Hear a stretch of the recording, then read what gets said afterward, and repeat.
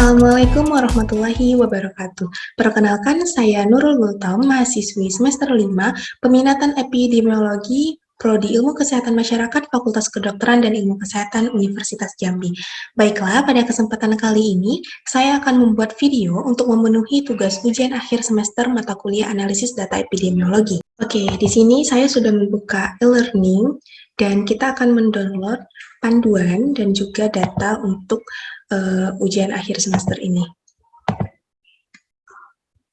Di sini sudah ada panduan untuk pengerjaan ujian akhir semesternya, terdiri dari 4 soal, analisis dose response, stratifikasi, dan juga pengkategorian variabel.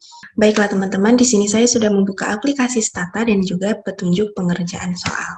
Nah, yang pertama kali harus kita perhatikan adalah soal nomor 1, yaitu buatlah variabel berat lahir ini menjadi 2 kategori dengan pengkategorian besar sama 2.500 atau ini normal, dan 1 itu sama kurang dari 2.500 dan dia itu termasuk BBLR. Nah, langkah pada Stata yang pertama adalah kita membuka data editor. Kita lakukan pengkategorian dengan membuka data, create or change data, lalu other variable transformation comments, dan record categorical variable. Di sini kita sesuaikan variabel yang akan kita kategorikan. Menurut petunjuk soal, yang akan kita kategorikan adalah berat lahir dengan kode M19. Nama variabelnya M19. Selanjutnya, kita masukkan pengkategorian. Untuk 0 itu adalah besar sama 2.500. Berarti 2.500 garing max sama dengan kode 0, kita buat min garing 2499 sama dengan 1. Kenapa 2499? Karena kode 1 itu kurang dari 2500, yang berarti dimulai dari 2499. Nah, selanjutnya kita masuk ke bagian option. Di bagian option ini, kita buat generate new variable, agar variabel yang ada ini tidak berubah. Dia akan membentuk variabel yang baru. Kita buat namanya adalah variabel berat lahir. Lalu kita klik OK. Nah, di sini sudah ada variabel baru. Kita akan membuat value labelnya dengan mengklik bagian ini, dan kita create label. Di sini adalah variabel berat lahir. 0 untuk besar sama 2.500 atau normal, lalu kita klik add, dan 1 adalah untuk kurang dari 2.500 atau BBLR. Oke, kita add, lalu kita klik OK. Nah, di sini kita pilih variabel yang value label yang sudah kita buat tadi. Nah, dia otomatis mengikuti di sini. Dan teman-teman jangan lupa untuk mengubah ini, karena akan sedikit mempengaruhi buatan dalam hasil berupa tabel nantinya. Nah, oke, kita sudah selesai mengkategorikan soal pertama, yaitu variabel berat lahir. Selanjutnya kita akan mengkategorikan variabel jarak kelahiran dengan kode B11 ya. Kita ulang lagi, data, create or change data, lalu other variable transformation comments, lalu kita buat record categorical variable. Nah, ini kita reset, kita ulang lagi. Di sini untuk B11. Oke, kita buat kode 0 itu jarak kelahirannya kurang dari 18 bulan. Min 17 sama dengan 0. Kenapa 17? Karena dia kode 0 itu dimulai dari kurang dari 18, yang berarti dimulai dari 17 kan. Nah, untuk opsional kita mulai dari 18 garing 23 itu untuk kode sama dengan 1, lalu 24 sama garing 36 itu untuk kode nomor 2, dan yang terakhir adalah 36 garing max untuk kode 3. Nah, teman-teman, jangan lupa juga untuk membuat di option generate new variable. Kita sesuaikan kalau ini adalah variabel jarak kelahiran. Oke. Nah, di sini sudah terbentuk seperti ini kode, dan kita akan membuat value labelnya lagi seperti tadi. Create label, nama variabelnya adalah variabel jarak kelahiran. Oke. Kode 0 itu untuk kurang 18 bulan. Kode 1 itu untuk 18 sampai 23 bulan. Kode 2 untuk 24 sampai 36 bulan. Kode 3 untuk besar 36 bulan. Oke, di sini variabel jarak kelahiran, kita pilih variabel jarak kelahiran yang sudah kita buat tadi. Nah, dia otomatis bakalan berubah, dan jangan lupa untuk menghapus ini. Selanjutnya, kita masuk kepada, kita akan mengkategorikan semuanya. Di sini ada jenis kelamin dengan kode 1 untuk laki-laki dan 2 untuk perempuan. Nah, karena saya tidak ingin mengganggu variabel yang sudah ada di sini, saya akan membuat variabel baru. Caranya sama seperti tadi, tinggal kita masukkan variabel. Di sini kita masukkan variabel jenis kelamin itu dengan B4 ya.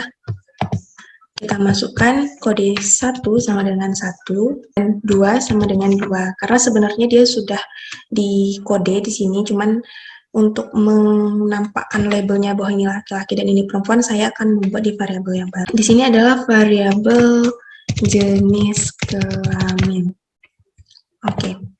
Nah, dia bakalan muncul variabel baru, yaitu variabel jenis kelamin dengan kode 1 dan 2. Selanjutnya kita akan buat 1 untuk laki-laki dan 2 untuk perempuan. Nah, kita pilih di sini jenis kelamin. Di sini saya sudah mengkategorikan semua yang diperlukan dalam pengerjaan soal ujian akhir semester. Oke, selanjutnya kita masuk kepada analisisnya. Petunjuk soal, setelah kita melakukan kategori, selanjutnya kita akan melakukan comment tab pada variabel berat lahir. Lalu kita akan menampilkan output dan juga menginterpretasikannya. Nah, pada komen kita akan membuat tab, lalu klik variabel yang sudah kita kategorikan tadi, dan enter. Nah, di sini sudah ada tabel yang terdiri dari frekuensi dan presentasinya. Nah, tabel ini kita copy ke Word tadi, ke Word yang baru untuk soal nomor 1. Ini setelah saya copy pastekan tadi. Dan selanjutnya adalah kita akan melakukan interpretasi setelah kita melakukan pengkategorian pada soal nomor 1 tadi, lalu melakukan comment tab, dan didapatkan hasil seperti ini.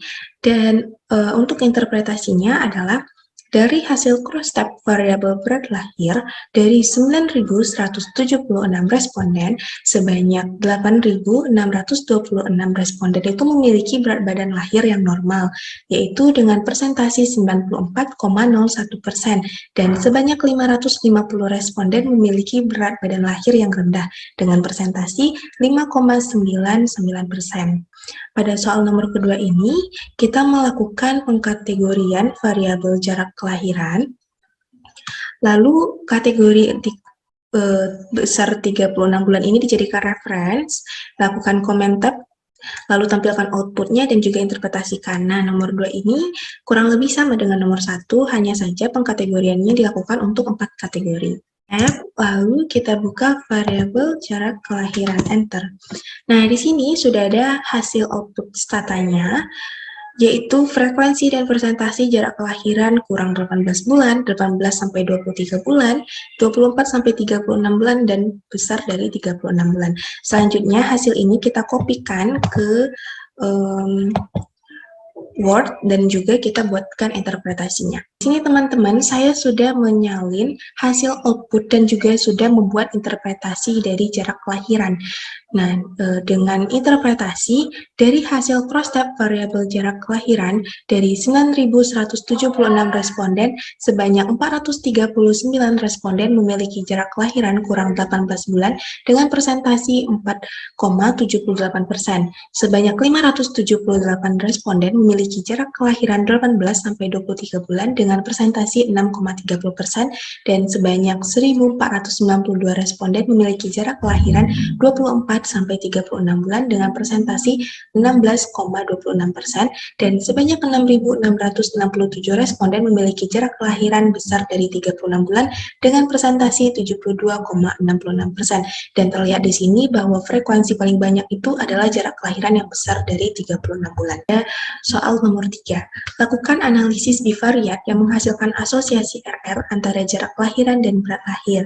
Nah, di sini yang diperlukan adalah apakah terdapat dose respons pada jarak kelahiran dan tampilkan output statanya. Soal nomor 3 itu adalah analisis dose respons. Kita akan menggunakan rumus JLM, lalu masukkan variabel berat lahir, dan juga masukkan variabel jarak kelahiran. Dan teman-teman jangan lupa, tadi karena di petunjuk soal, variabel jarak lahir yang besar 36 bulan ini merupakan referensinya, jadi kita akan membuat IB 3 titik variabel jarak kelahiran. Fambin, linglog, log form. Nah, ini untuk mendapatkan nilai asosiasi RR-nya. Nah, di sini teman-teman, kita sudah lihat hasilnya, ada RR, ada nilai p-value, dan juga presentasi CI-nya. Selain memerlukan nilai RR, kita juga memerlukan frekuensi dan presentasi dari variabel berat lahir dan jarak kelahiran ini. Dengan cara pada komen kita buat tab, lalu variabel jarak kelahiran, variabel berat lahir, dan jangan lupa membuat row. Nah, di sini teman-teman sudah bisa melihat bahwa pada jarak kelahiran kurang 18 bulan itu total yang berat lahirnya besar sama dari 2.500 itu adalah 388, seperti itu. Nah, nanti hasil ini akan kita copy ke Word. Oke, baik teman-teman, di sini saya sudah mengkopikan hasil outputnya ke dalam Word, dan selanjutnya kita akan membuat tabel baru. Di sini saya sudah membuat tabel baru, nantinya itu akan kita masukkan setiap RR didapat dari sini, CI dan p-value dimasukkan ke dalam tabel yang ini, dan untuk presentasinya kita masukkan ke bagian sini. Teman-teman, di sini saya sudah membuat tabel baru yang terdiri dari hasil output stata yang pertama dan juga hasil output stata yang kedua. Selanjutnya kita masuk kepada bagian interpretasi ataupun pertanyaan dari soal. Nah, dari pertanyaan soal ini, apakah terdapat dose respons pada variabel jarak kelahiran, dan jelaskan. Terdapat dose respons. Dari hasil analisis dose respons ini terlihat bahwa semakin panjang jarak kelahiran, maka risiko berat bayi lahir rendah itu akan semakin kecil. Terlihat di sini dari jarak kelahiran kurang 18 bulan, risikonya 2,04, lalu pada jarak kelahiran 18-23 bulan itu, RR-nya semakin menurun menjadi 1,31, dan pada jarak kelahiran 24-36 bulan, risikonya semakin menurun, yaitu 0,92. Dilihat dari nilai RR-nya. Oke, soal nomor ketiga ini melakukan stratifikasi hubungan jarak kelahiran dan berat lahir berdasarkan jenis kelamin bayi. Pertama, kita melakukan coding jenis kelamin bayi yang di awal tadi sudah saya lakukan. Selanjutnya kita menggunakan tabel seperti ini, dan asosiasi yang digunakan adalah RR. Oke, kita masuk ke bagian stata. Pada stata, kita akan melakukan uji stratifikasi dengan rumus seperti ini. By, lalu masukkan variabel jenis kelamin, koma, sort, lalu tab variabel jarak kelahiran, dan variabel BBLR. Nah, ini teman-teman jangan lupa untuk membuat row. Enter. Jenis kelamin kita ketahui bagaimana jarak kelahirannya dan bagaimana berat badan lahirnya. Nah, ini untuk jenis kelamin laki-laki dan ini untuk jenis kelamin perempuan. Baiklah, setelah kita mendapatkan frekuensi dari masing-masing jenis kelamin ini terkait jarak kelahiran dan berat badan lahirnya, selanjutnya kita akan masuk lagi untuk mendapatkan nilai RR-nya dengan cara by, lalu klik variabel jenis kelamin, lalu sort, JLM, masukkan variabel BBLR, dan variabel jarak kelahiran. Jangan lupa kita masukkan referensinya. Di sini jarak kelahiran, referensinya adalah usia besar dari 36 bulan atau IB3. Selanjutnya masukkan kode FAMBIN, link log, effort. Nah, setelah ini akan keluar masing-masing nilai RR dari jenis kelamin laki-laki dan juga RR dari jenis kelamin perempuan. Output yang kita dapatkan ini kita copy ke Word.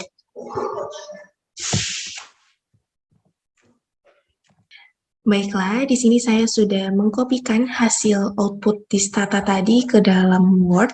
Di sini bisa kita lihat nilai RR dari jenis kelamin laki-laki dan nilai RR dari jenis kelamin perempuan dengan kode komennya adalah ini. Ini untuk frekuensi pada jenis kelamin laki-laki dan pada jenis kelamin perempuan. Setelah memindahkan output Stata tadi, kita akan membuat tabel baru yang sesuai dengan video pembelajaran. Setelah teman-teman, di sini saya sudah membuat tabel baru yang terdiri dari variabel jenis kelamin, jarak kelahiran, BBLR, nilai RR, nilai CI, dan nilai P-value-nya. Di sini jenis kelamin terdiri dari laki-laki dan perempuan dengan jarak kelahiran kurang 18 bulan, 18 sampai 23 bulan, 24 sampai 36, besar 36 bulan. Nah, di sini kita akan memasukkan frekuensi pada jenis kelamin laki-laki dan jenis kelamin perempuan ini ke dalam bagian ini, bagian berat lahir. Dan untuk bagian hasil output yang ini, nilai RR, P-value, dan juga CI-nya akan kita masukkan di bagian yang ini. Teman-teman, di sini saya sudah memasukkan semua data baik dari frekuensi, nilai RR, CI, dan nilai P-value-nya. Bagian interpretasi. Nah, dari interpretasi ini, pertama kita lihat dari nilai proporsinya. Dari proporsi di sini kita ketahui bahwa berat badan lahir itu pada jenis kelamin laki-laki banyak di jarak kelahiran kurang 18 bulan. Dan pada perempuan, berat bayi lahir rendah itu juga banyak di usia jarak kelahiran kurang 18 bulan. Nah, selanjutnya kita lihat dari nilai RR-nya. Kita lihat pada jenis kelamin laki-laki bahwa nilai RR paling besar itu pada jarak kelahiran kurang 18 bulan. Dan pada perempuan juga nilai RR-nya yang paling besar itu pada jarak kelahiran kurang 18 bulan. Ya, bisa kita bandingkan bahwa pada jarak kelahiran yang kurang 18 bulan, ini lebih besar risikonya 2 kali dibandingkan pada jarak kelahiran kurang 18 bulan pada jenis kelamin perempuan. Nah, selanjutnya saya akan menuliskan interpretasinya. Oke, di sini untuk memudahkan dalam memahami penginterpretasiannya, saya akan memberikan warna. Untuk interpretasi yang pertama, bahwa proporsi jarak kelahiran kurang 18 bulan pada bayi dengan berat badan lahir rendah itu lebih besar pada jenis kelamin perempuan, yaitu dengan persentasi 12,23%, dibandingkan dengan jenis kelamin laki-laki, yaitu dengan persentasi 90,95%. Nah, selanjutnya interpretasi yang kedua, risiko PBLR pada jarak kelahiran kurang 18 bulan lebih besar pada jenis kelamin laki-laki dengan nilai RR-nya 2,23, rentang CI 1,47 sampai 3,36 dan nilai p-value-nya itu 0,0005.